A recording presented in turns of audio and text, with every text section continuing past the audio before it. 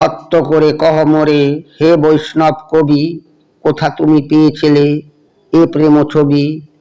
কোথা তুমি শিখেছিলে এই প্রেম গান? বিরহ তাপিত হেরি কাহার নয়ন, রাধিকার অশ্রু আঁখি পড়েছিল মনে, বিজন বসন্ত রাতে মিলন শয়নে।